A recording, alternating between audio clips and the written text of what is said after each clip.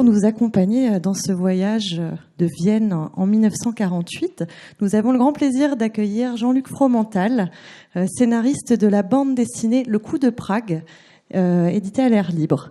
Il répondra aux questions d'Arnaud Vasmer pendant environ une petite heure, puis vous aurez la parole évidemment pour poser vos questions à notre invité.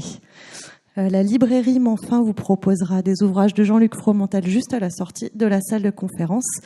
Et je vous invite également à poursuivre cette soirée au Gaumont, où sera projeté à 21h15 le film Le Troisième Homme de Carol Reed. Je vous souhaite une excellente rencontre.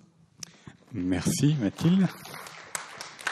Bonsoir et donc bienvenue à cette rencontre avec Jean-Luc Fromental. Vous êtes éditeur, scénariste pour le cinéma et la bande dessinée. Vous êtes l'auteur donc de cet album Le Coup de Prague, un album dessiné par Miles Hyman. Alors c'est aussi là une continuité d'une histoire que vous avez ensemble, parce que c'est pas la première fois que vous collaborez pour un album qui est donc paru ici dans la collection Air Libre des éditions Dupuis. Alors vous allez vous demander pourquoi est-ce qu'on vous a parlé Troisième Homme, pourquoi est-ce qu'on vous parle de Prague pour ce festival qui célèbre la ville de Vienne.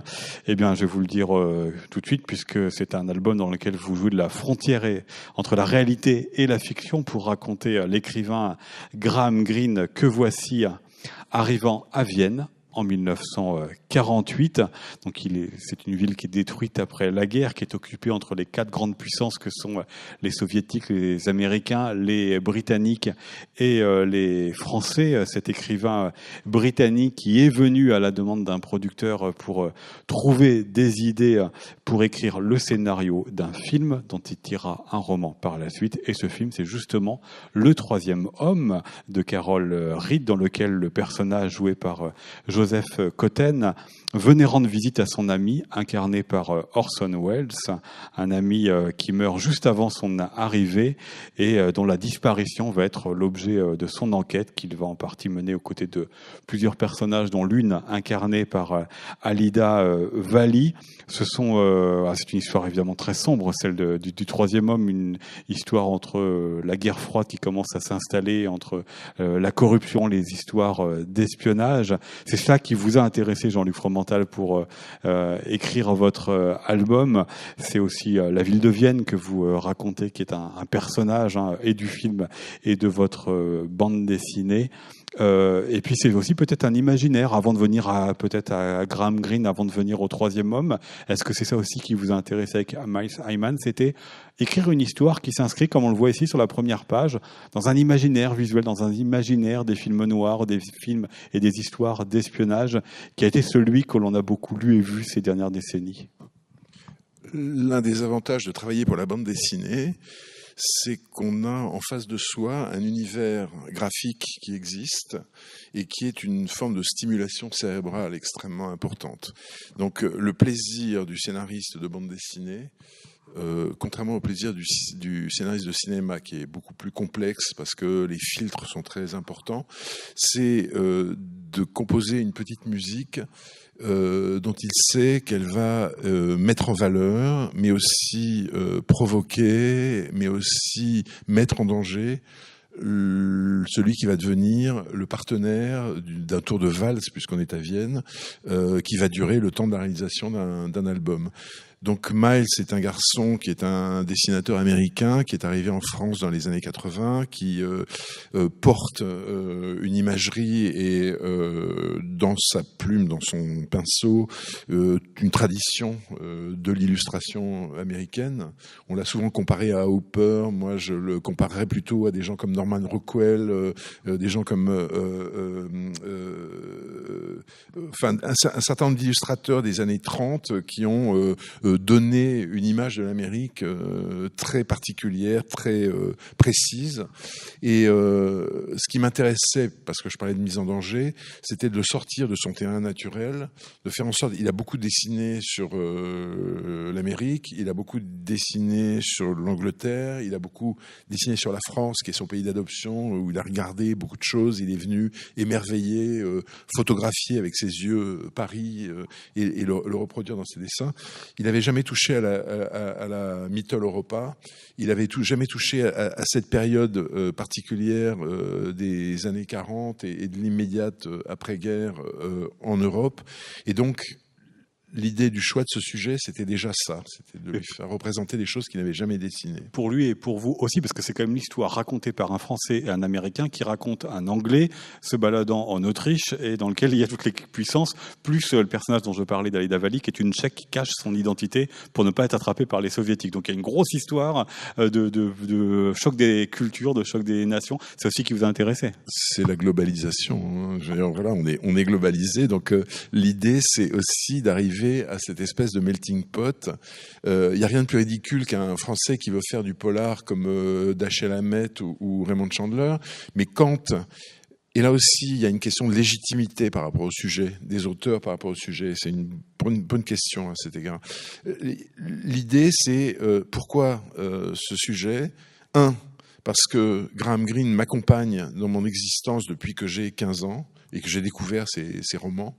On va parler de lui dans un instant. Voilà, mais que j'ai lu cet homme qui, d'une certaine manière, a formaté, a forgé mon sens critique, ma pensée, ma manière de voir le monde, ma manière de me donner une représentation du monde. Parce qu'il appartient à une tradition littéraire qui m'excite depuis toujours, qui part de Conrad, qui part de Stevenson, qui passe par Conrad et qui arrive, disons, à John le Carré et à des gens comme ça.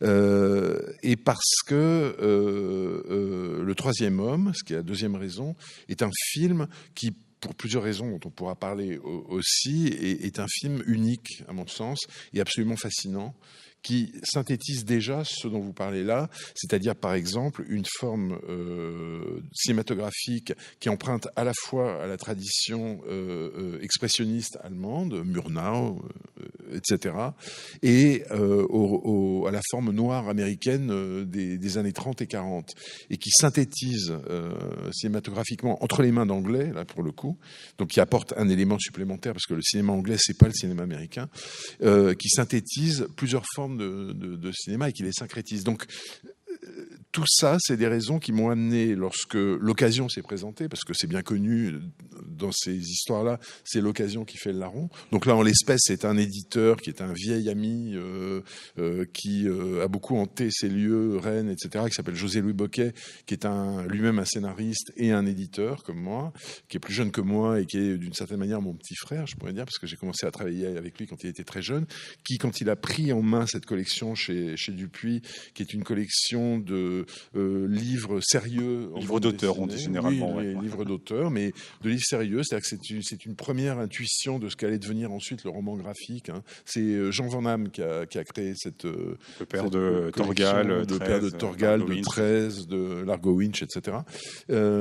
Et quand il a pris en main cette collection en 2007, il m'a proposé de faire un livre pour lui. Donc c'est un pur copinage au départ. Et on a décidé ensemble que ce serait avec Miles Simon, avec lequel j'avais déjà travaillé, mais en jeunesse, avec qui j'ai fait plusieurs albums pour la jeunesse. Et le choix du sujet, là, s'est imposé tout de suite. C'est-à-dire que c'est une vieille idée que j'avais dans mes cartons. Et pourtant qui n'est pas évidente, parce que ça me permet aussi de creuser la première thématique.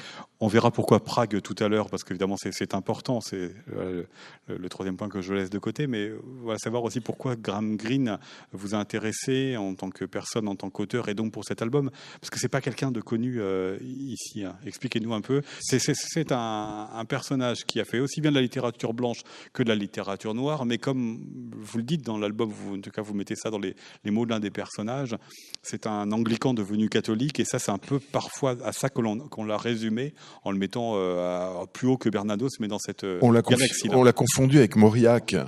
Voilà. C'est pas du tout le même sujet en fait. Je vois qu'il y a quelques personnes comme moi avec des cheveux d'un gris magnifique dans la salle, qui doivent se souvenir que Graham Greene, dans les années 50, 60, jusqu'aux années 70, a été en France un auteur énorme.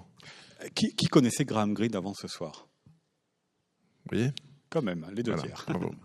Et qui a été un auteur extraordinairement lu. C'est-à-dire que La puissance et la gloire, c'est un livre qui a le statut des très très grands romans des années 50, 60 en termes de lectorat, en termes de notoriété, en termes de visibilité mondiale. Je veux dire, voilà.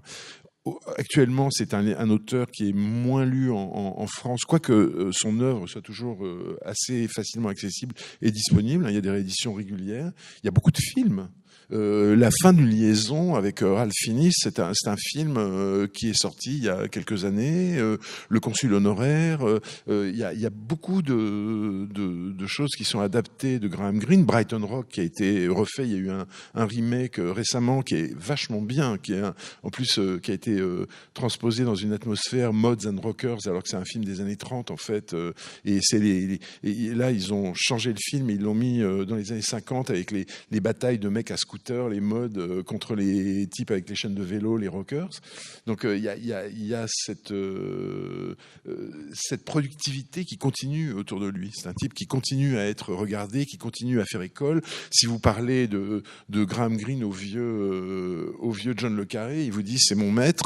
Il a écrit Le Tailleur de Panama, qui est une reprise d'un des romans les plus célèbres des années 50 de Graham Greene, qui s'appelle Notre agent à la Havane, où un Anglais expatrié à Cuba pour se faire du fric, crée de toutes pièces un réseau d'espionnage qui n'existe pas et finit par envoyer les plans de l'arme secrète en Angleterre. Et les plans de l'arme secrète, c'est les plans d'un aspirateur qui vend dans son magasin d'aspirateurs. Donc voilà, ça résume très bien Graham Greene. C'est une comédie. Il faisait une distinction entre les romans, les vrais romans, et les littérature plus populaire, quoi. Ça s'appelait entertainment. Oui. Voilà. Et de la même manière que Simenon faisait une distinction entre ses romans durs et ses Maigret.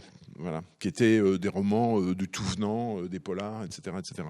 Voilà. Il en joue d'ailleurs dans le scénario du film, puisque le personnage joué par Cotten est un écrivain.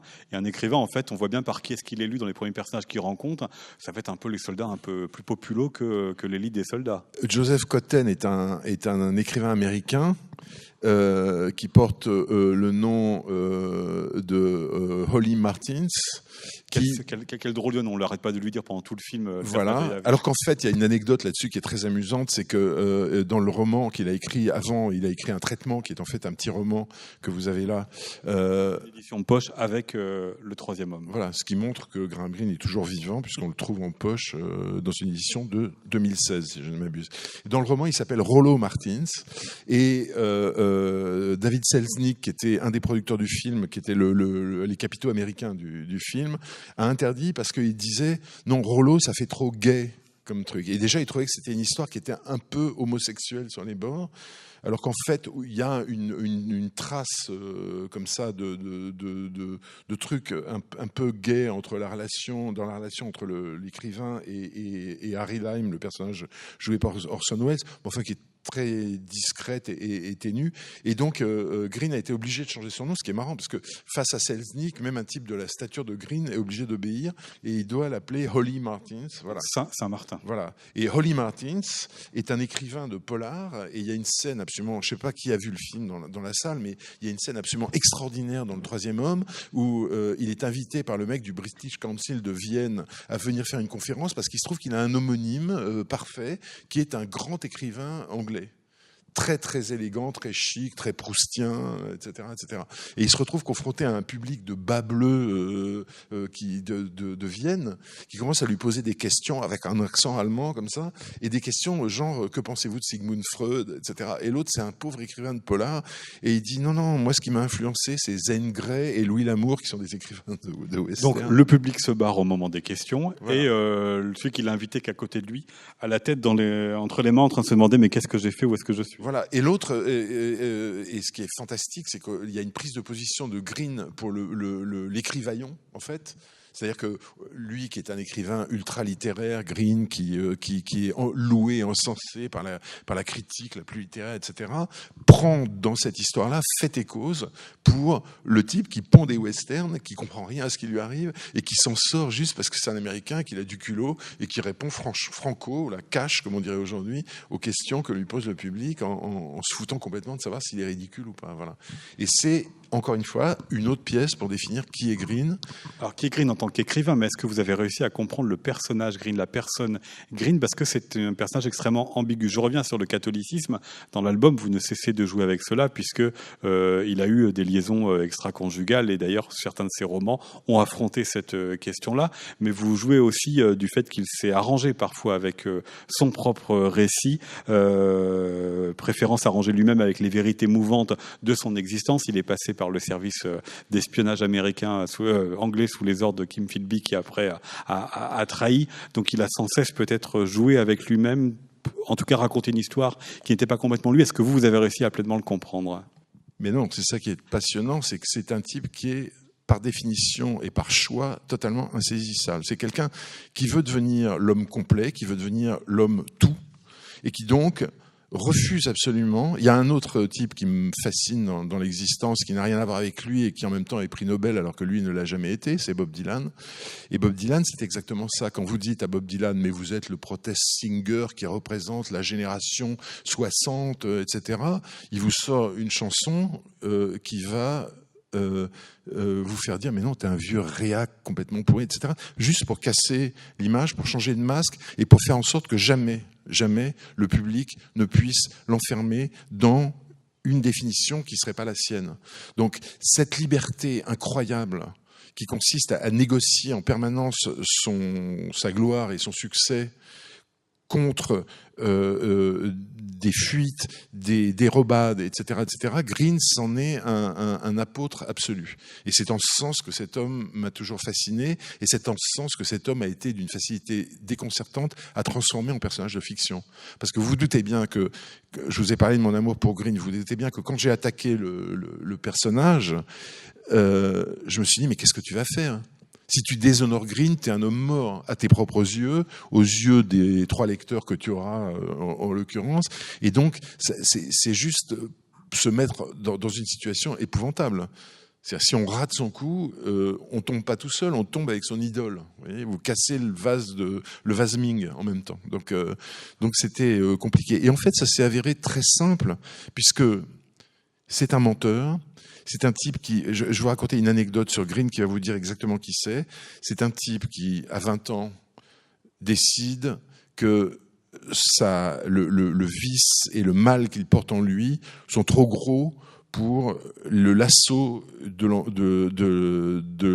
la religion anglicane, qui est une religion qui a été inventée par un mec qui voulait se marier une 6e fois, hein, pour dire les choses clairement.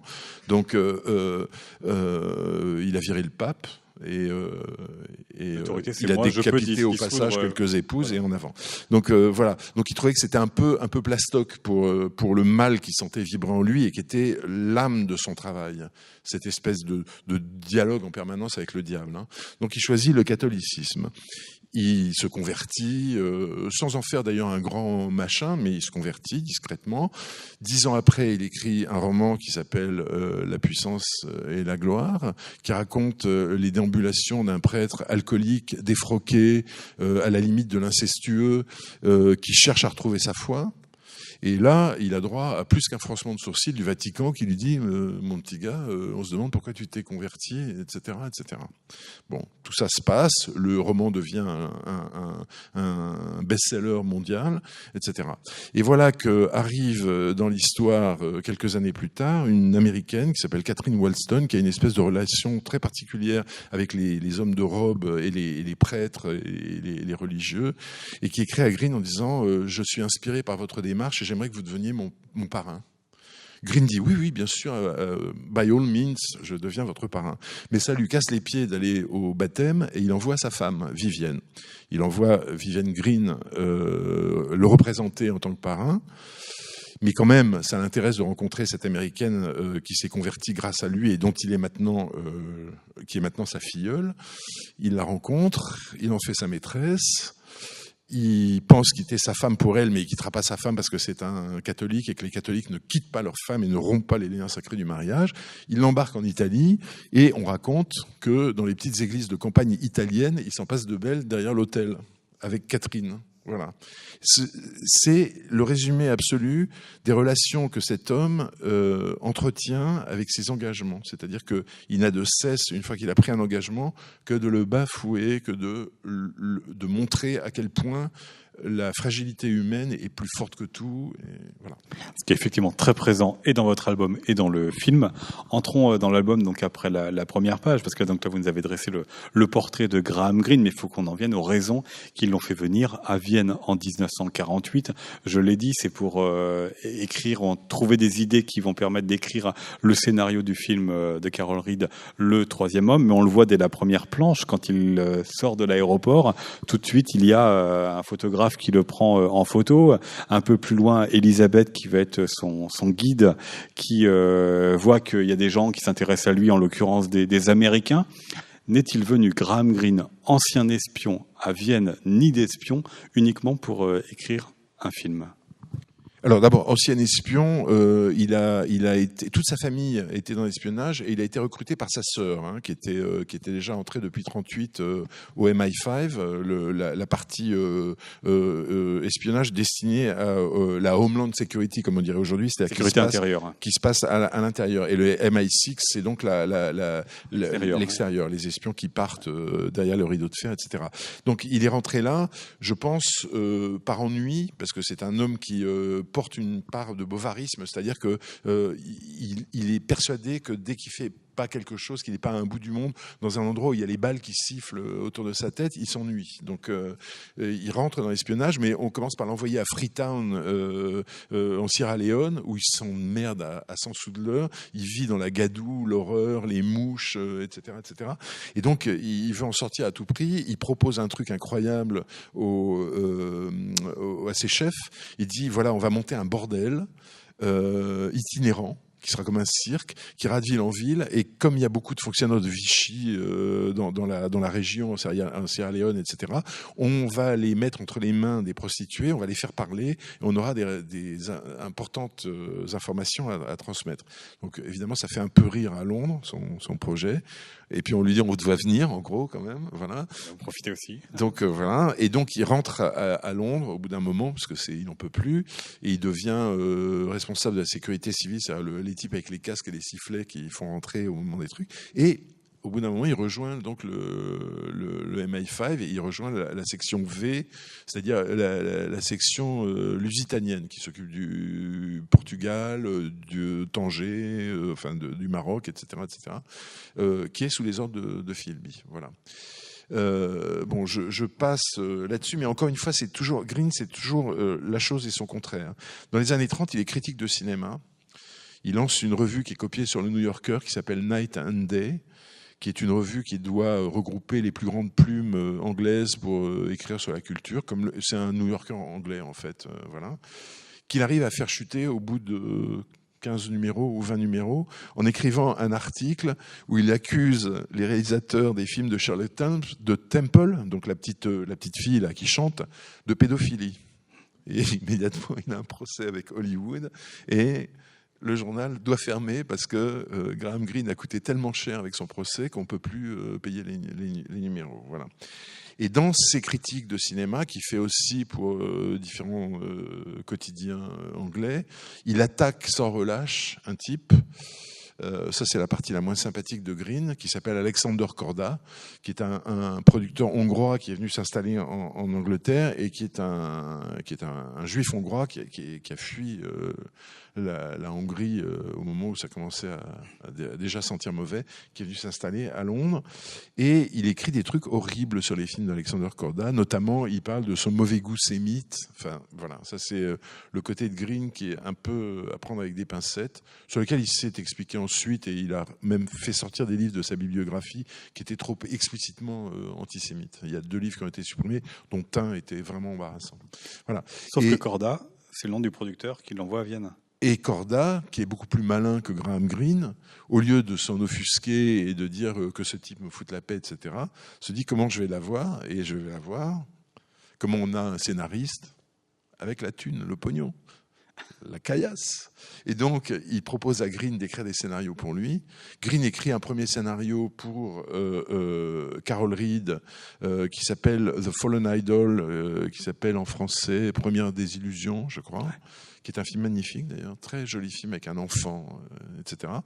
Et pour Le Troisième Homme, sur la lecture de la phrase qui est écrite là, j'avais fait mes adieux à Harry une semaine plus tôt, tandis qu'on descendait son cercueil dans le sol gelé de février. C'est donc avec incrédulité que je le vis passer dans la foule affairée du Strand. Voilà. C'est ça son pitch pour Corda, pour Le Troisième Homme.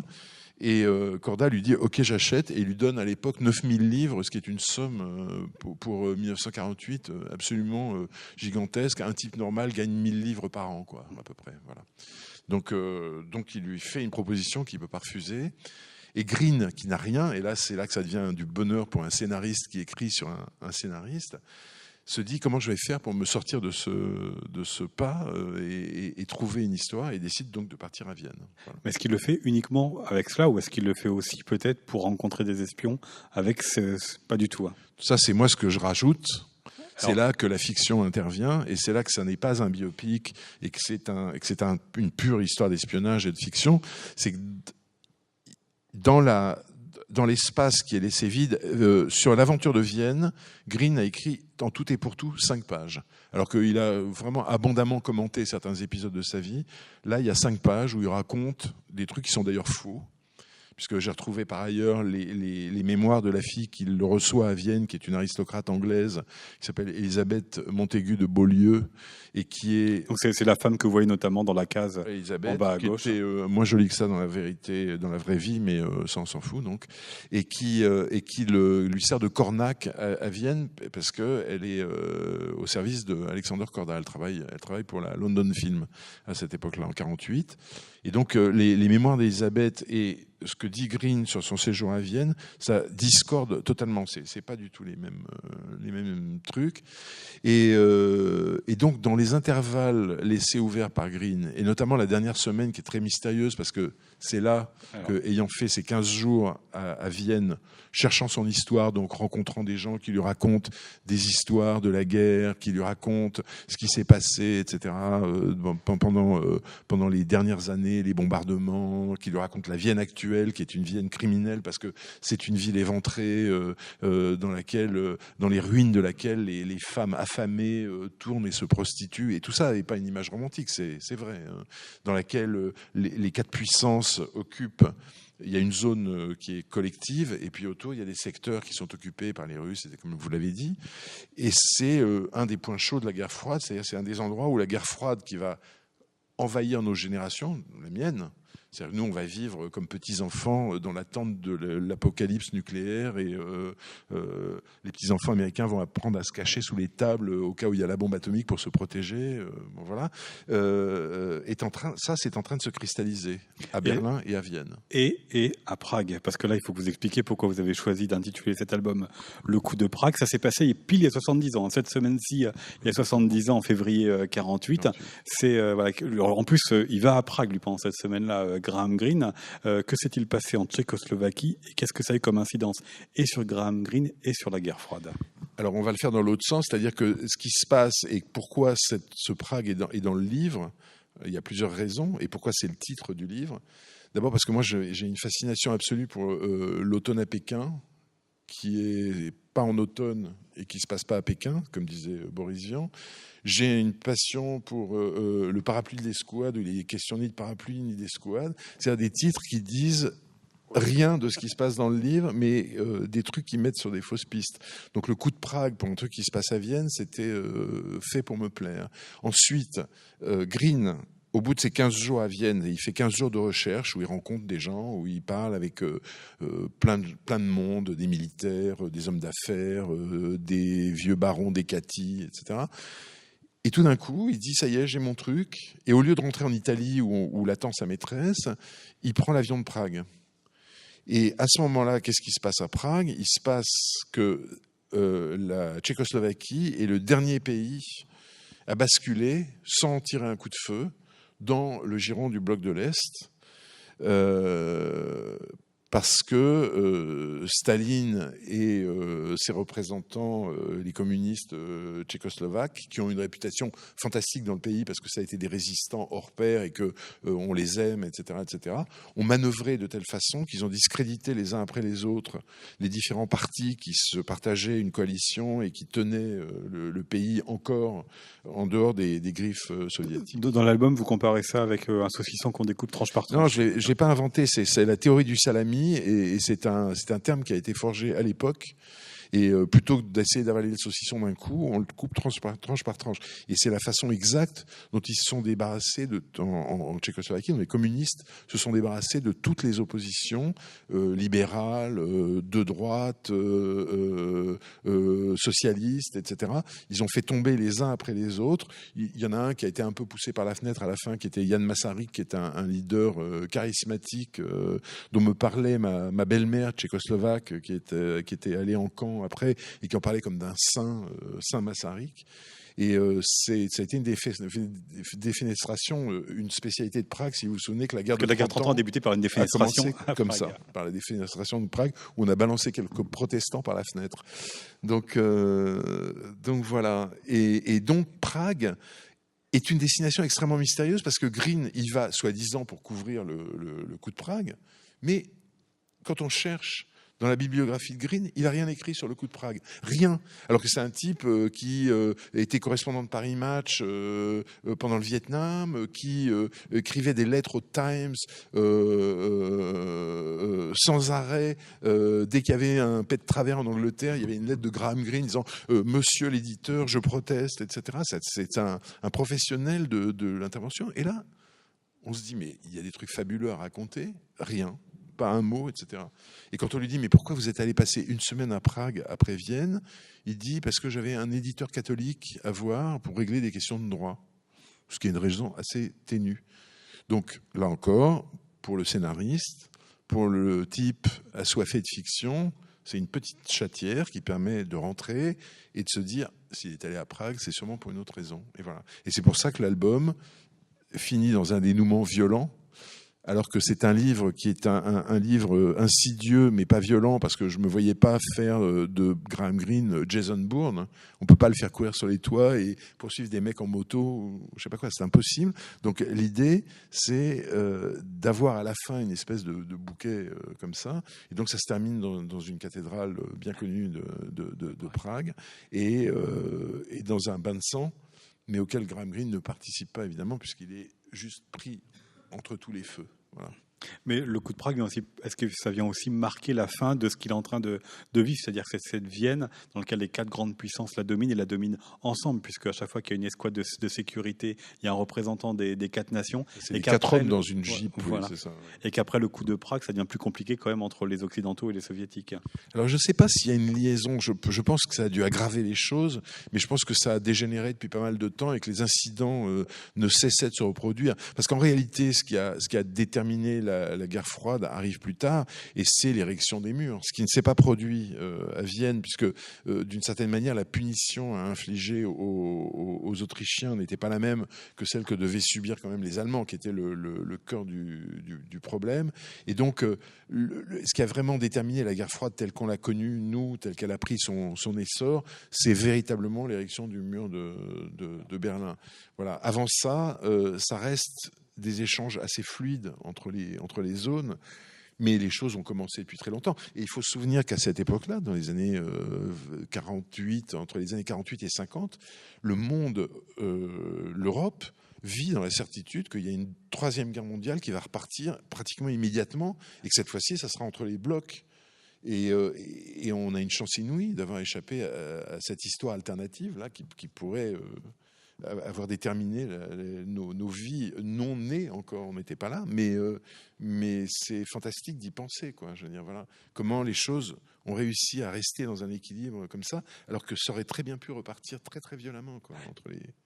Revenons à Vienne, donc aux côtés de Graham Greene qui recherche. Alors voilà, je pense quelques planches, on va pas toutes s'arrêter dessus. Le nom d'Arpo est un nom clé, mais on va pas vous dévoiler ce que ça indique derrière. Vous parliez tout à l'heure d'un vieux baron d'Hécatie. Il recherche aussi les idées qui vont faire le film. C'est véritablement le Vienne de l'époque, qui lui inspire la corruption, l'aspect noir, l'aspect des quatre puissances, qui lui inspire vraiment toute l'histoire. Et je pense notamment au personnage joué par Orson Welles, qui est un trafiquant de pénicilline qui provoque de gros dégâts dans la population. Et là, c'est quelqu'un qui lui dit, on le voit, c'est la dernière case dans les derniers mots de cette planche, qu'en fait, à la question de savoir quelle activité criminelle il pourrait donner à son héros, l'autre lui répond qu'en gros, à Vienne, il y a un peu tout ce qu'il faut. Tout ça vient de ce personnage qui est un vrai personnage, Peter Smolka, dont on a soupçonné Orson Welles. George Orwell avait mis sur la liste des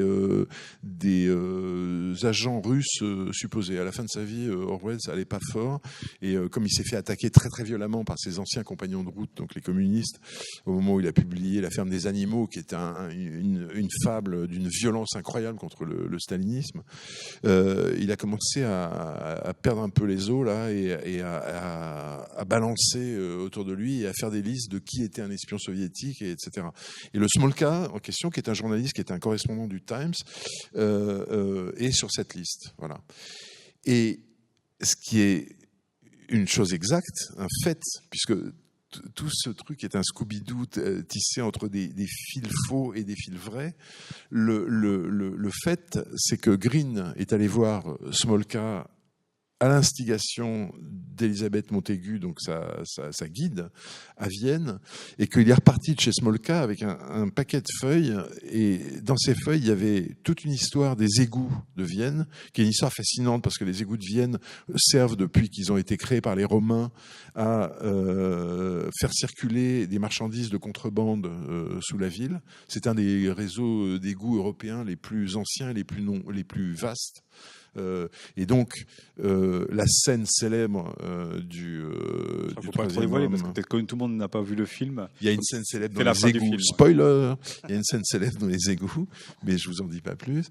La scène célèbre dans les égouts, elle vient exactement de la documentation qu'a refilé Smolka à Green. De la même manière, cette histoire de pénicilline, qui est aussi une histoire très importante dans le film, vient de ce type-là. Et à l'arrivée, ce type a touché 300 livres pour sa contribution au film, n'a pas son nom au générique, etc. Ce qui est un peu choquant et qui en dit aussi long sur le Graham Greene, qui est pas qu'un type sympathique et qui aime pas tellement citer ses sources. Voilà. Un type qui a échappé à une agression. Est-ce que, alors je vous posais la question, là j'ai plusieurs questions à vous poser à propos de cette planche, mais la première, c'est toujours dans l'idée de ce qu'il a vu, de ce qu'il a entendu, qui ont nourri le film. Est-ce qu'il a vécu là, a pu lui servir aussi de se faire agresser? Alors ça n'existe que dans l'album. C'est-à-dire que le vrai Graham Greene, effectivement, je pense, a passé un séjour assez confortable à l'hôtel Zacher, qui est l'hôtel le plus confortable même à l'époque de Vienne. Je pense qu'un écrivain n'a pas besoin d'être poursuivi dans la nuit pour imaginer une scène où il est poursuivi dans la nuit. Je pense qu'il suffit de le mettre dans les lieux, de lui donner la bonne lumière à la bonne heure, et tout va se mettre en place. Et c'est ça qui, moi, m'a fasciné, c'est qu'il y a un romantisme des ruines dans cette histoire qui moi me fascine. C'est-à-dire, je suis un adepte des films de Rossellini, je suis un adepte de Allemagne année zéro, je suis un adepte de Rome, ville ouverte, etc. C'est ces films extraordinaires qui ont été tournés dans une période très brève après la guerre, dans des villes, dans leur jus, si on peut dire, on location, comme disent les Américains, c'est-à-dire sur les lieux, et des villes qui sont des villes éventrées et détruites et martyrisées, etc., etc. Et je pense que le projet de Korda, au départ, il est double. Il est qu'il a du fric bloqué à Vienne, en Autriche. Il a de l'argent bloqué qui ne peut pas bouger parce que à cette époque-là, les capitaux ne circulent pas. Donc, il ne peut pas rapatrier ça à Londres. Donc, il faut qu'il le déplante sur place. Et donc, il faut qu'il tourne un film sur place. George Orwell et Graham Greene est en 48 à Vienne, mais le film est tourné là-bas et sort en 49. Donc, on est vraiment oui, c'est ça. C'est sur les mêmes lieux. C'est très rapide. Sauf qu'ils disent, quand on se renseigne sur le tournage du film, ils disent que entre le moment où Greene est passé et le moment où les équipes du film sont arrivées, c'est-à-dire pratiquement 6 mois après, il y avait déjà de la reconstruction qui avait été faite. Ils étaient bien embêtés parce qu'il y avait des endroits qui avaient disparu. Mais ce qu'on voit dans cette image, notamment à la dernière case, c'est exactement l'état dans lequel était Vienne. Mais c'est aussi l'état, il faut se souvenir, dans lequel était Londres. C'est-à-dire que ce type arrive d'une ville où il a vécu sous les bombes allemandes, les flying bombs, comme on dit, les V2, les V1, etc. Et Londres va rester une ville en ruine jusqu'au milieu des années 50. C'est-à-dire, moi, j'ai des amis londoniens qui me racontent avoir joué dans les ruines et qui trouvaient des bombes et des trucs comme ça. Donc, il y a cette fascination des ruines qui est quelque chose de très important. Et l'idée de notre projet à nous, c'est-à-dire de cet album, c'est de faire une sorte de prequel du Troisième Homme, c'est-à-dire non pas de montrer des décors comme vous verrez dans le film, mais de montrer les décors tels que les aurait vus Green et qui auraient inspiré les décors du film. Vous voyez, Ça, on y viendra tout à l'heure sur la question des décors. Mais j'ai aussi choisi cette planche pour les mots qu'il y a ou qu'il n'y a pas, c'est-à-dire tous les sons, parce que ce film, il est hanté par une musique, une ritournelle qui reste en tête, mais il est hanté notamment vers la dernière partie, avant d'entrer dans les égouts, une scène de nuit sur une vaste place dans laquelle les parts résonnent très bruyamment sur les dalles, et c'est ce que l'on voit ici. C'était ça aussi l'enjeu, c'était d'utiliser des passages comme ça emblématiques du film pour les restituer dans votre histoire. Vous jouez avec cet imaginaire-là ? Il y a même le célèbre marchand de ballons, Balloon, qui passe à un moment dans le film et qui crée une perturbation dans une scène de suspense absolu. Je pense que c'est Orson Welles, ça. Voilà. Et il est dans l'album. On s'est évidemment amusé avec ça. Alors après, vous soulevez une question intéressante. C'est dans un album graphique de ce style-là, avec le niveau de sérieux qu'on a essayé d'atteindre dans les dialogues, etc., c'est-à-dire de crédibilité, est-ce qu'on peut mettre clac, clac, clac, clac, clac, vroom, etc. Et on a pris cette décision très consciemment après en avoir discuté longuement avec le dessinateur, parce que moi je prétends que la bande dessinée, aussi haut qu'on le porte, j'ai une collection de bandes dessinées chez De Noël où je publie des artistes adultes qui écrivent principalement pour des lecteurs de romans, mais je prétends que quoi qu'on fasse, c'est un art qui reste associé à l'enfance. Et pour moi, les vroom, clac, clac, clac, baf d'Astérix, etc., ça reste la bande dessinée, fondamentalement, et je pense qu'il ne faut jamais se couper complètement de ses racines. Donc les onomatopées sont là, et je suis content de voir que ça vous renvoie sur le film. C'est un film, ouais, le son a son importance. Le son est fantastique dans ce film, parce que c'est, encore une fois, il y a une pensée expressionniste sur le son aussi. C'est-à-dire que le son était l'équivalent des grandes ombres sur les murs, etc. Il est exagéré, il est forcé, voilà. Autre planche, alors je vais sauter par-dessus celle-ci pour avancer, mais même si c'est important parce qu'on a évidemment les conséquences, ce que voilà, le baron Descaties le voici et ce qu'il a fait quelques années avant. Et celle-ci, alors vous n'allez pas forcément tout lire, mais il y a un mot qui est important, c'est le mot de trahison, qui est extrêmement important dans le film, trahison du pays, trahison de l'amitié, qui vous a aussi interrogé, qui vous a aussi interpellé en tant que raconteur d'histoire, parce que cette question elle est là entre Elisabeth et puis Graham Greene, la question de la fidélité et de la trahison. Tout part d'une phrase que Graham Greene écrit, et répète d'ailleurs plusieurs fois dans son œuvre, mais écrit clairement dans la préface qu'il donne au livre de l'espion Kim Philby. Donc Kim Philby, rapidement pour ceux qui ne sauraient pas qui c'est une taupe soviétique qui a été si bien implantée dans le système britannique. C'est les 5 de Cambridge. C'est des étudiants de très bonne famille qui, dans les années 30, deviennent communistes. Mais au lieu de se déclarer communistes, ils restent extrêmement discrets et ils infiltrent le système. Et Kim Philby a été considéré, et c'est l'objet de ce livre-là, a été considéré comme un candidat potentiel à la direction de tous les services secrets, c'est-à-dire de devenir M, en gros, comme dans James Bond, quoi. Voilà. Et suspecté d'être le troisième homme.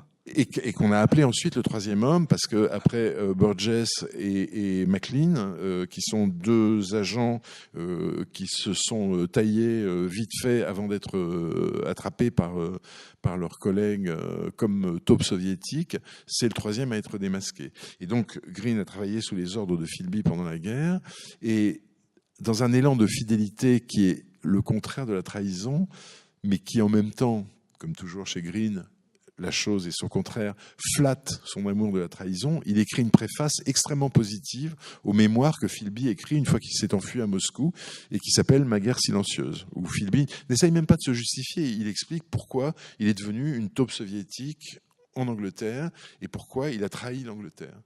Et Green a cette phrase absolument formidable que je ne suis pas sûr de pouvoir citer verbatim, mais qui dit en gros: est-ce que l'un d'entre nous peut se flatter de ne pas avoir trahi quelque chose de plus important qu'un pays? Voilà. Sous-entendu, sa femme, un ami, une cause, une idée, etc. Voilà, il y a plusieurs de ces propositions que vous explorez dans l'album. Il y a la question du pays, il y a la question de l'amitié, il y a la question aussi, vue par le personnage d'Elisabeth, de la fidélité à son catholicisme. Green, lui, qui va coucher avec une maîtresse. Et qui couche avec une maîtresse, qui se complaît dans les mauvais lieux, où là, je reprends une phrase d'un ami de Green, qui était Evelyn Waugh, qui était un type épouvantable, à qui on disait, mais comment votre catholicisme s'accommode de vos comportements douteux, etc. Et il dit, sans le catholicisme, je mériterais même pas le nom d'humain, en gros. Voilà. Donc c'est toujours ça, hein, cette espèce de la bête qui pousse à l'intérieur, quoi. Voilà. Et là, Green écrit ça, et le centre de son œuvre, c'est la trahison. Il y a 10 romans qui, à un niveau intime ou à un niveau, que ça soit le facteur humain, qui est son plus grand roman d'espionnage. Là, on peut commencer à noter en disant, je vais lire Le facteur humain, c'est vachement bien et tout, qui est un roman d'espionnage absolument formidable, à son plus grand roman d'amour qui s'appelle La fin d'une liaison. La fin d'une liaison, c'est l'histoire d'un type qui a une maîtresse, qui est elle-même affublée d'un mari assez sans intérêt, etc. Ils ont une passion sexuelle incroyable. Ça se passe pendant le Blitz. La bombe du mec, la maison du mec, de l'amant, prend une bombe sur son toit. La maîtresse, qui est descendue pour une raison ou pour une autre, chercher un verre d'eau alors qu'ils étaient au lit, est épargnée. Et quand elle remonte, elle trouve le type au milieu des gravats. Et elle dit, Seigneur, si tu lui donnes la vie, je renonce pour la vie à la chair. Voilà. Et le type se réveille, il est intact, il est indemne, et on est face à un paradoxe où cette femme amoureuse, passionnée, incandescente, etc., doit se refuser à lui parce qu'elle a promis à Dieu que s'il le sauvait, elle cesserait de se donner à lui et de tromper son mari. Voilà. Et ça, c'est typiquement un sujet de Green. Et il arrive à en tirer un livre absolument extraordinaire de puissance, d'humanité, de réflexion sur ce qui fait notre matière, ce que nous sommes. Voilà. Et donc, la trahison, c'est le thème central de l'œuvre de Green. Donc, avec la dimension de l'amitié très présente dans Le Troisième Homme. Est-ce que c'est un film fait pour un ami ? Alors ça, c'est moi, ma théorie. Vous êtes très fort, cher diable d'homme. C'est ma théorie, c'est qu'en fait, Le Troisième Homme, est un film métaphysique, c'est-à-dire qu'il y a une lecture métaphysique du Troisième Homme. Je peux expliquer ce qui m'a mis sur la piste de ça. Dans Le Troisième Homme, Harry Lime, qui est le personnage joué par Orson Welles, a disparu et son ami Olly Martins, joué par Joseph Cotten, vient le rechercher à Vienne. Et très tôt dans le film, il aboutit à Vienne à l'adresse où vivait Harry Lime et il tombe sur le concierge, qui est un Autrichien, et lui dit « mais je cherche Harry Lime ». Et le concierge lui répond ce truc extrêmement mystérieux qui, la première vision du film m'avait frappé et qui ensuite est devenu obsessionnel chez moi. Il lui dit « Harry Lime, il est en enfer ou au paradis ?» Et il y a ce geste inversé, alors sur lequel j'ai fait des recherches incroyables pour essayer de comprendre d'où ça venait, pourquoi l'enfer est en haut et le paradis est en bas. Et puis tout d'un coup, je me suis dit, en fait, on sort de la guerre, on est dans une inversion des choses, le mal absolu s'est répandu sur le monde, Dieu a abandonné ses créatures, et si Dieu, qui est joué par Orson Welles, qui est de fait un dieu du cinéma, se cachant de ses créatures, est allé se réfugier dans les égouts, dans les enfers, dans les égouts, en laissant le ciel libre, et que cette inversion se produit. Et à ce moment-là, si on lit le livre, le film au niveau métaphysique, on s'aperçoit que c'est un procès en sainteté, c'est-à-dire que comme un enquêteur du Vatican, Holly Martins arrive et vient chercher son ami, trouve son ami, comprend que son ami a commis un crime abominable qu'on révèle pas parce que on va voir le film, et donc plutôt que de le condamner, en fait, le poursuit là où il est, c'est-à-dire caché dans les enfers. Il y a une scène extraordinaire sur la Grande Roue où là, on retourne au ciel et on a un moment de cynisme incroyable avec des répliques qu'on laisse à l'appréciation du public, là encore. Et donc, il y a cette inversion-là. Et après, je me suis dit, mais le troisième homme, c'est quoi ? Et en fait, il y a un évangile apocryphe, qui est l'évangile de Nicomède, qui a été viré du canon des évangiles, qui a jamais été retenu par les pères de l'Église. Pourquoi ? Parce que Nicomède, c'est le troisième homme lors de la mise au tombeau du Christ. Il y a Saint Jean d'Amathie, non, il y a Saint Jean-Baptiste, machin d'Amathie, son nom m'échappe, et voilà, Nicodème. Et Nicodème est l'auteur d'un évangile qui s'appelle les Actes de Pilate, qui raconte qu'entre le moment où il meurt et le moment où il ressuscite, le Christ descend aux enfers, va faire une petite visite dans un domaine qui, somme toute, lui appartient aussi, et décide aux grandes dames du diable de pardonner tous les damnés. Voilà. Ce qui pose un gros problème aux pères de l'Église, parce que ça fout en l'air tout le dogme.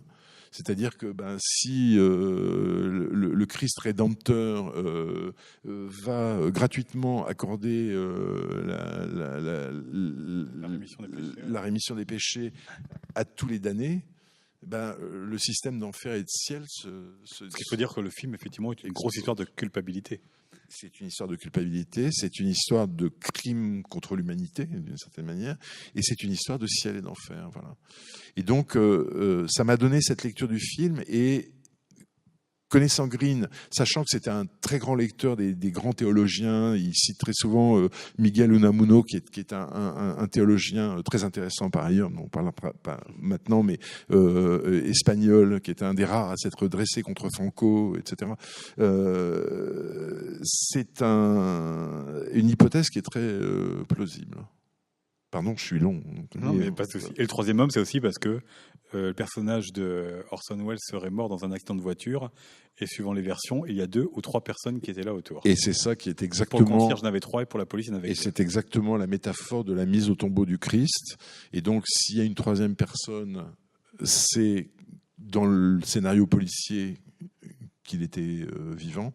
Et s'il y a une troisième personne dans la lecture métaphysique, c'est Nicodème, et c'est un fléchage vers Nicodème. Donc, la deuxième thèse derrière ce livre, qui est vraiment un livre à tiroir, où c'est une boîte de biscuits où on peut en prendre et en prendre encore, c'est que tout le film est un message personnel adressé à Kim Philby. Pourquoi ? Parce que en 1934, Kim Philby, étudiant britannique, est venu à Vienne au moment du règne du chancelier Dollfuss et de l'austrofascisme, qui est une espèce d'écho de l'arrivée au pouvoir d'Hitler en Allemagne, avant l'Anschluss, avant la capture et l'annexion de l'Autriche par l'Allemagne, et que à ce moment-là, on s'est mis à pourchasser les communistes, les ouvriers et les juifs.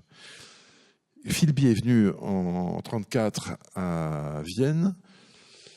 Il a utilisé les égouts parce qu'il s'est mis à militer tout de suite sur place. Il venait observer, mais il s'est trouvé embarqué dans les histoires des bagarres entre les milices fascistes et les autres. Il s'est mis à faire fuir par les égouts des gens pourchassés. Mais surtout, il a rencontré Mitzi, qui est sa première épouse, qui est elle-même, déjà à l'époque, une agente du NKVD. Et donc le service, l'ancêtre du KGB. L'ancêtre du KGB, et qui est une espionne russe, donc juive, pourchassée elle-même, qui l'épouse, et qui, comme dans le film Alida Valli, qui est la maîtresse d'Orson Welles, a besoin d'un passeport britannique pour fuir l'Autriche et échapper à la persécution antisémite.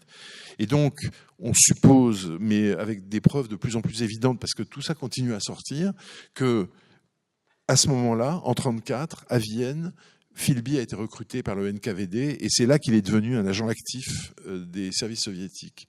Et donc, la présence, 14 ans plus tard, de Green à Vienne peut très bien devenir une enquête sur comment et où et qui a recruté Philby.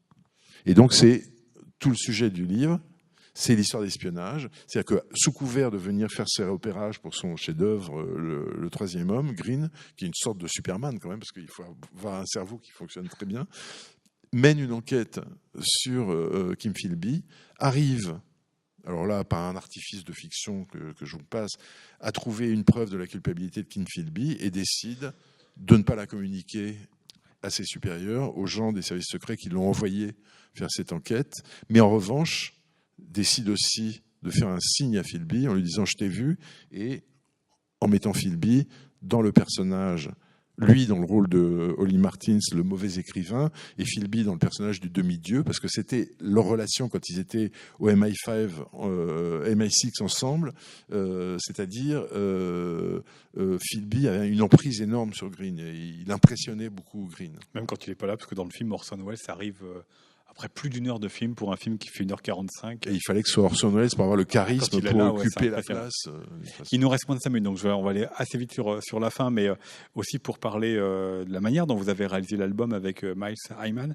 D'abord, vous l'avez peut-être vu depuis le départ sur les planches qu'on vous a passées. Il y a beaucoup de voix off. C'est les voix d'Elisabeth Montagu, donc qui est l'enseigne qui est chargée de faire circuler Grimm dans Vienne, même si des fois elle se trouve à 3-4 reprises écartée de conversation. Pourquoi ce choix de la voix off et pourquoi ce choix que ce soit non pas Green qui raconte ou quelqu'un, un personnage complètement neutre, mais que ce soit Elisabeth?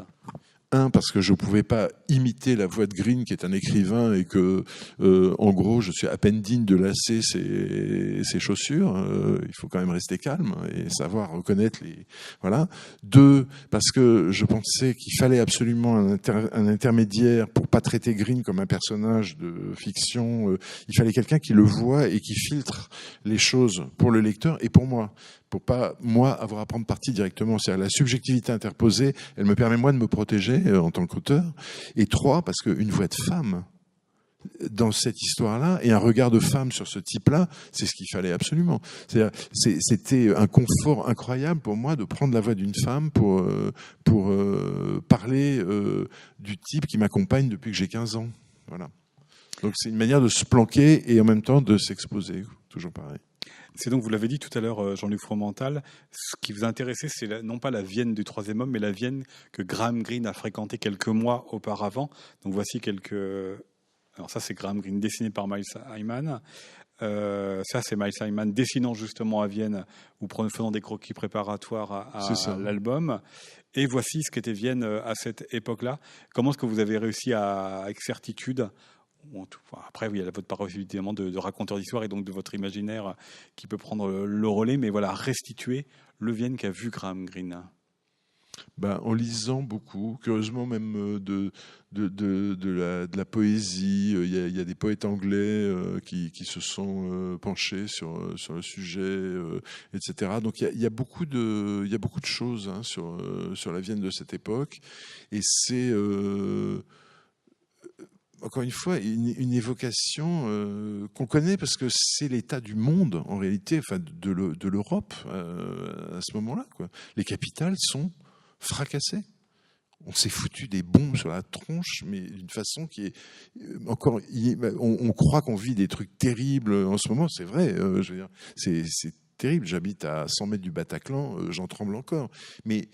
ce qu'ont vécu les gens qui étaient sous les bombes à Londres, à Dresde, à Berlin, quel que soit le côté, je veux dire, c'est inimaginable. C'est un massacre total. Donc ça, je voulais aussi que ça y soit, mais que ça soit filtré par la sensibilité d'un écrivain qui trouve ça beau, en fait. Parce que moi, les ruines, je suis un enfant des ruines. Je veux dire, j'ai vécu... quand je suis arrivé à Paris, j'avais 5 ans.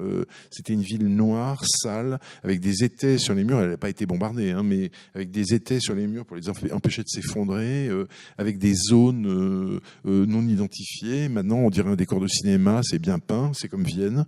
Vous allez à Vienne, ça fait presque peur tellement c'est propre. Et le seul danger qui vous guette, c'est vous faire rouler dessus par un bobo à vélo, quoi. En gros, à Vienne aujourd'hui. Donc, moi, je suis fasciné par les villes en chaos, par les ruines, et c'était aussi un des appels de ce livre. Et puis Miles, on n'en parle pas assez, mais Miles est un dessinateur vraiment très intéressant. C'est-à-dire que ce qu'il apporte, c'est cette espèce de solidité des choses, de pesanteur et de beauté. Il y a de profondeur, on va venir tout à l'heure, parce qu'il y a beaucoup de grains dans son dessin et ses couleurs. Mais voilà, donc quelques lieux. Ça, c'est le Blaue Bar de l'hôtel Zacher, où se passe pas mal de choses dans le bouquin. Mais ça fait aussi un plaisir aussi de ces lieux-là, ou les lieux du film, de savoir comment vous en emparez, comment lui, Miles, allait pouvoir les mettre en dessin. Oui, Voilà. C'était le jeu, hein, c'est ça. Ça, c'était les égouts. Ouais, donc là, les égouts, voilà, vaste. Voilà. Et bon, ça, c'est un éclairage un peu mélodramatique que j'aime pas tellement. Dans le film, c'est en noir et blanc, c'est bien mieux. Et c'est vrai que ce réseau d'égouts est magnifique parce que ça a été vraiment construit au départ par les Romains. Donc c'est une pièce d'antiquité incroyable sous nos pieds. Et est-ce que vous avez aussi, là, avec Miles Hyman, eu quelques cadrages dans votre album qui correspondent au cadrage du film? Parce que c'est un magnifique noir et blanc. On va parler des ombres dans un instant. Mais tous les plans ne sont pas droits. Il y a des plans inclinés comme celui-ci. Il y en a plusieurs comme ça dans le film. Est-ce que ça aussi, ça vous a inspiré? Ça, c'est le cadrage de Nosferatu. C'est-à-dire, c'est le cadrage expressionniste type. Je ne me suis pas occupé de cette affaire-là. C'est-à-dire que le plaisir d'être scénariste de bande dessinée, c'est comme avoir une petite, vous savez, ces petites boîtes de photos qu'on avait autrefois, là, les Kodak Box ou je sais pas quoi.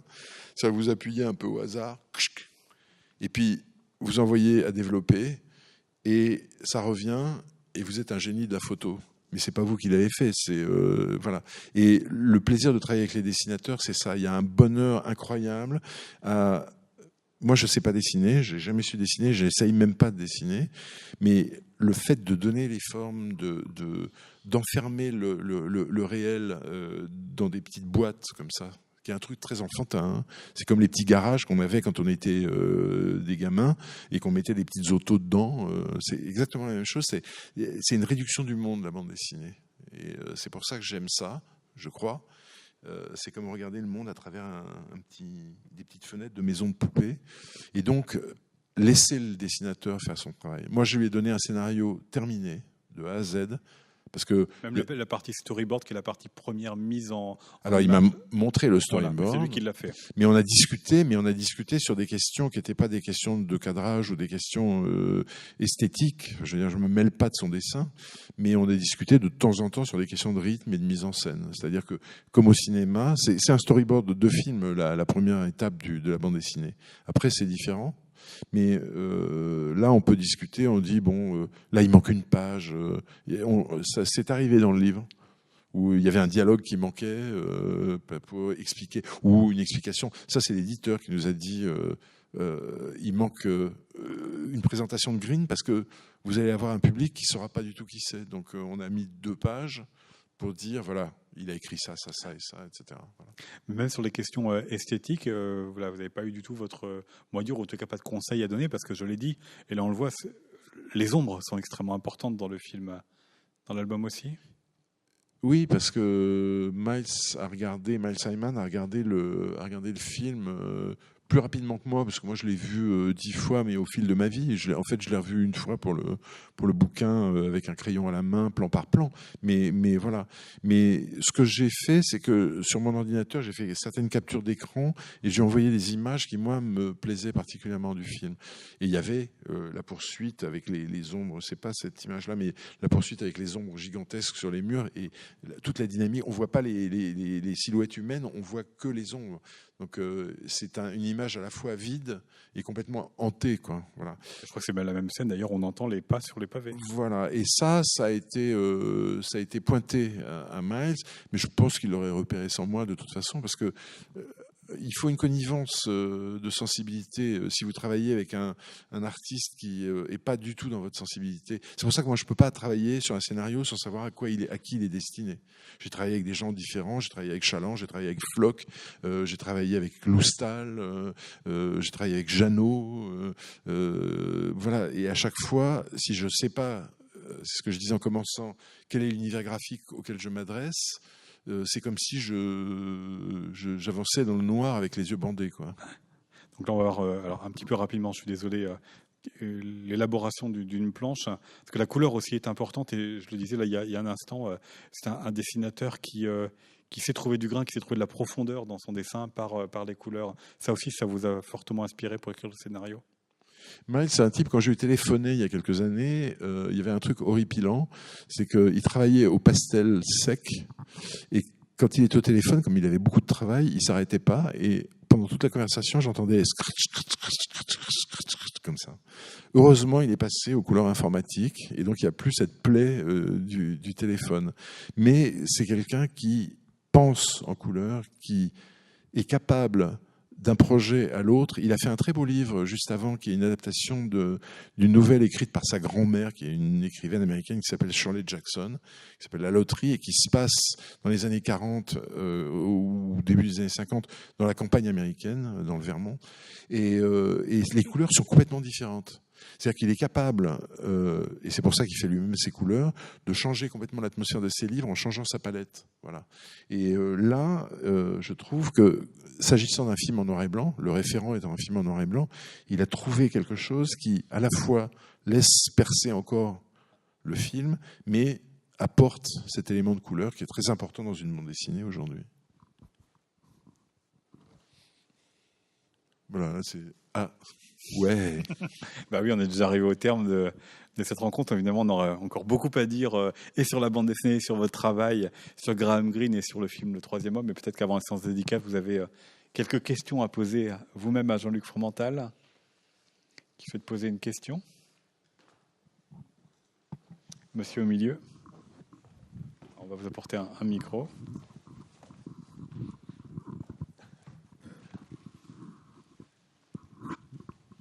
Bonjour Monsieur Fromental. Bonjour.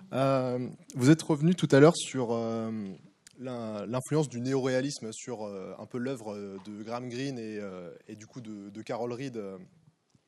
Et ma question se portait en fait sur le fait que, je ne sais pas si on m'entend bien en fait, Ouais, c'est un peu mieux, excusez-moi, sur le fait que le film Le Third Man est finalement assez hybride, parce qu'on retrouve des codes tirés du film noir américain, mais au final, on est dans un contexte très néoréalisme par le fait que tout se passe presque sur location, sur place plutôt.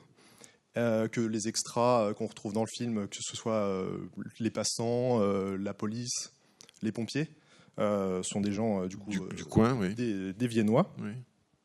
Et en fait, on retrouve juste l'influence de Selznick qui ramène ces stars hollywoodiennes. Et sans ça, on aurait un film qui serait peut-être pas du tout classé dans le film noir qu'on retrouve maintenant. Je suis pas sûr de ça, parce que je pense que l'idée de départ de Carol Reed, c'est quand même de s'inspirer du cinéma noir américain d'avant-guerre. Donc je pense que en plus, je pense qu'il faut pas augmenter trop l'importance de Selznick dans le projet, parce que je pense que c'est un projet auquel il a rien compris. Oui, les acteurs, quand même, il a imposé. Alors, il a imposé Joseph Cotten. Je suis pas sûr qu'il ait imposé Wells. Hein. Je pense que Wells était déjà une idée qui devait traîner dans un coin, mais il a imposé Joseph Cotten. Mais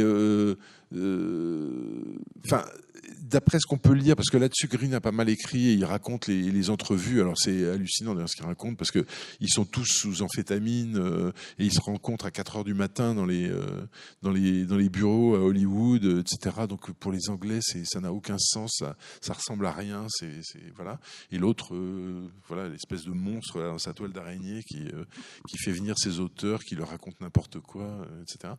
Mais je pense que ça reste quand même un film. Quand on le pose à côté du cinéma de Michael Powell et des gens comme ça reste un film profondément anglais. Et si vous le regardez presque en même temps que le film dont je parlais avant, le Fallen Idol, par exemple, il y a des grandes ressemblances entre les deux. Et je pense que c'est plutôt un truc de deux hommes qui sont vraiment accordés. C'est-à-dire, Carol Reed, c'était pas gagné d'avance, mais Carol Reed et Green se sont trouvés parce que ça n'a pas toujours été heureux, hein, Green, au cinéma. Avant les films les plus récents, là, il y a eu un paquet, y compris un Fritz Lang très mauvais adapté de Green. Et il a eu énormément de déconvenues avec le cinéma. Et là, je pense que c'est un film qu'il endosse et reconnaît à 100%. Donc, je ne pense pas qu'il faille exagérer l'importance de la production américaine dans l'histoire, et surtout son influence sur le destin du film, qui est un film qui a quand même eu l'équivalent de la Palme d'Or, qui était le Grand Prix à Cannes en 49. Hein, donc voilà ce que je peux dire. Une nouvelle question ? Madame tout en haut ? Oui, madame.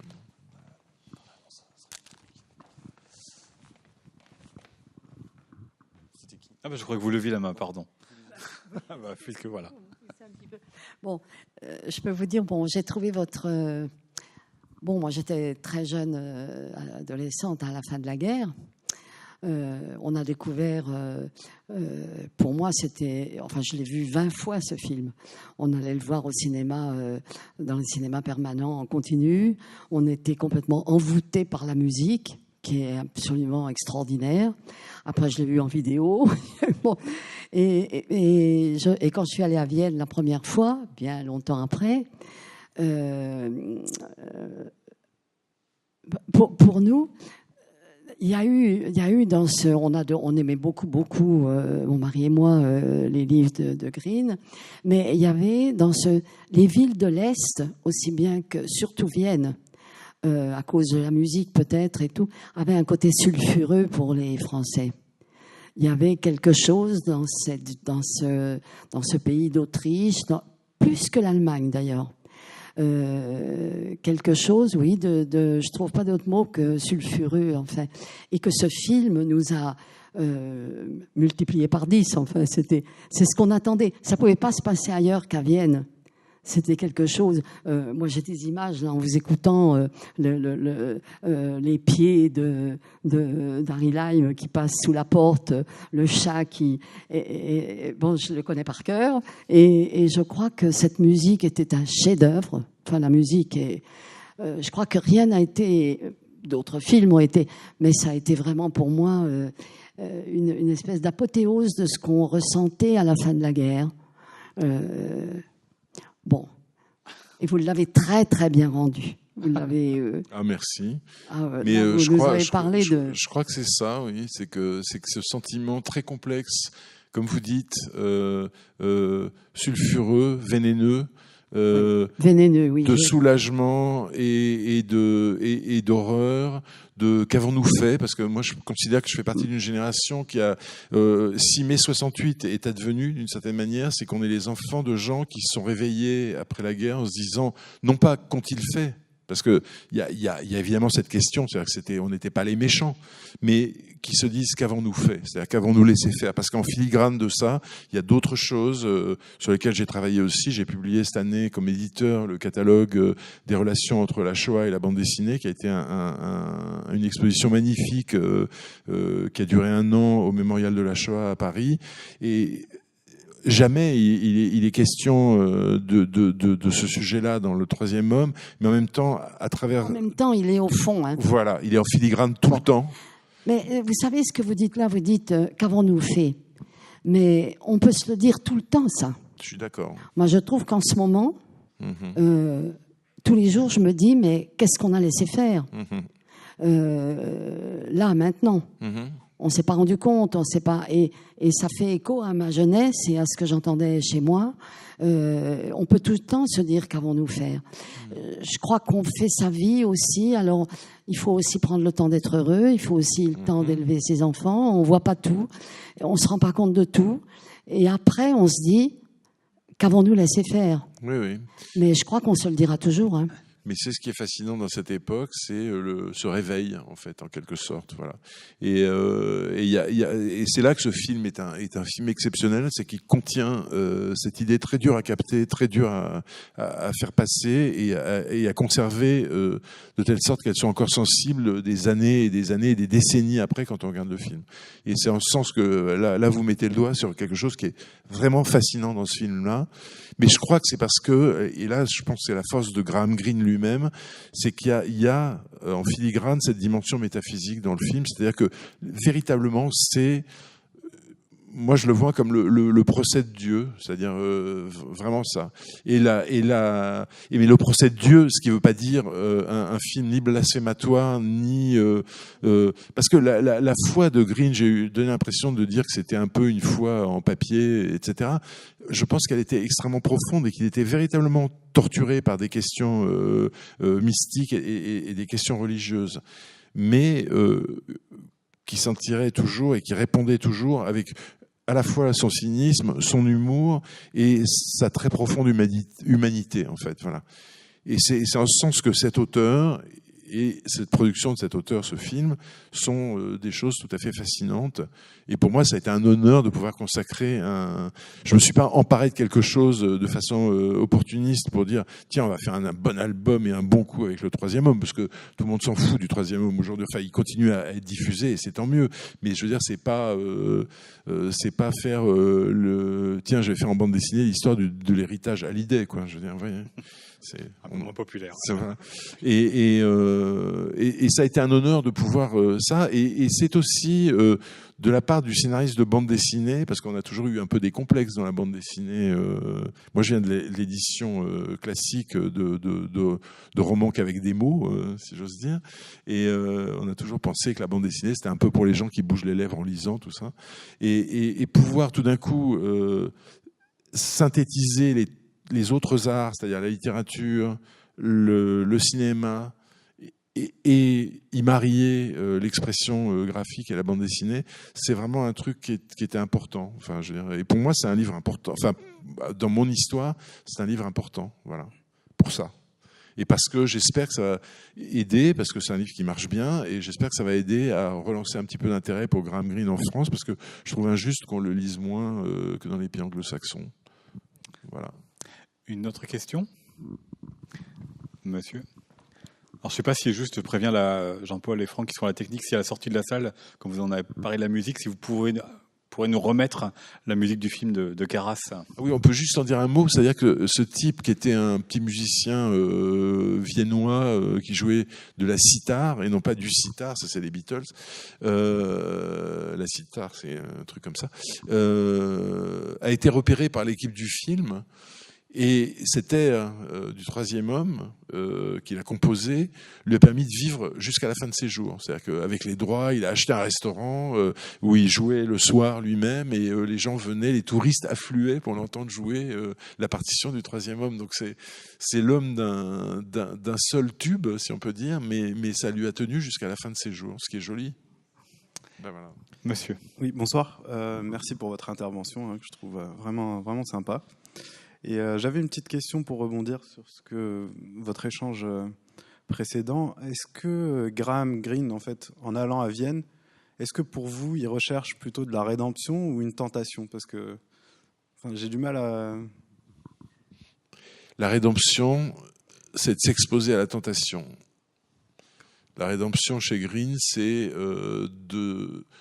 d'aller toujours aux limites de la dépravation, et de transformer cet élan-là en élan mystique, si vous voulez. Et ça, c'est très sensible à travers ces livres. C'est-à-dire qu'il n'y a aucune complaisance pour le mal, mais il n'y a aucune résistance au mal, il n'y a aucune volonté de dire je suis un saint, c'est-à-dire que, vous savez, il y a un livre qui est fondamental là-dedans, c'est Jekyll et Hyde de Stevenson, qui était un ancêtre de Greene. Ça, c'est un truc qu'on ne dit pas, mais Greene, c'est un arrière petit cousin de Robert Louis Stevenson. Et Stevenson, il a cette intuition pré-freudienne incroyable du fait qu'on est double, qu'on est animé par, d'une part, des désirs, qui sont des désirs bestiaux, bruts, etc., et qu'on a un ange en nous, si on peut dire, qui régule tout ça et garde tout ça dans une proportion acceptable. Et Jekyll et Hyde, c'est ça. Si vous essayez de tuer le mal en vous, vous tuez le bien aussi. C'est-à-dire que le bien ne peut pas vivre sans le mal. Et c'est au fond de la pensée de Greene. Voilà. Et comme c'est un mystique torturé quand même, il va sans arrêt, avec une certaine, j'ai dit qu'il n'avait pas de complaisance, mais avec une certaine volupté, laisser l'œuvre du mal s'accomplir et essayer de la transcender ou de l'arrêter au moment où ça va devenir quelque chose qui est une damnation. Voilà. Donc il y a un jeu permanent, vous avez raison avec ça, et ce jeu, il se sent dans son écriture, dans son œuvre tout le temps, et tout le temps, la torture, c'est jusqu'à quel point je peux laisser le mal s'exprimer en moi, et à quel moment il faut que je lui serre le cou pour l'empêcher de prendre toute la place. Et dans le film, c'est ce que je dois faire le bien pour le mal ou le mal pour le bien. Et le film, la réponse du film, c'est dur de parler d'un film si on ne veut pas le dévoiler, mais la réponse finale du film, c'est effectivement, c'est pas un cow-boy qui tue enfin le méchant, c'est un ami qui tue son ami. Et pourquoi il tue son ami ? Et là, la question reste ouverte et on peut y répondre comme on veut. On a le droit de penser que c'est pour le préserver de la brutalité des hommes et des jugements, ou que c'est effectivement parce que ce qu'il a commis était inexcusable. Mais la réponse n'est pas donnée dans le film. Elle est à nous, elle est pour nous, la question est pour nous. Vous avez une préférence pour la première solution ? Vous avez une préférence pour la première solution ? J'ai une préférence pour la première solution, même, ouais. personnellement. Oui, tout à fait. C'est-à-dire qu'effectivement, on pour lui éviter tue le pire. un ami pour lui éviter de vivre sa damnation. Est-ce qu'il y a encore une question ? Alors vous allez pouvoir retrouver Jean-Luc Fromental à la sortie de la salle pour la séance de dédicace. Si vous le souhaitez, donc sur le festival Travelling à 21h15, la projection du film Le Troisième Homme, ce sera au Gaumont et vous irez donc le présenter. Et puis avant la musique, je vous laisse sur 2 phrases que j'ai relevées dans votre album. Alors je ne sais pas si ce sont des phrases d'Elisabeth ou de Graham Greene ou si c'est vous qui les avez inventées, mais l'une qui doit forcément vous interroger vous-même. Une des dernières phrases d'Elisabeth sur ce que font les écrivains. Elle dit qu'ils transmutent leurs écarts, leurs fautes et leurs chagrins en art. Donc à voir qu'est-ce que vous faites avec vos livres. Et un autre, puisqu'on a parlé de vérité et de mensonge, la vérité a moins fait pour le genre humain que la douceur et les mensonges. Et là, je vous laisse méditer là-dessus.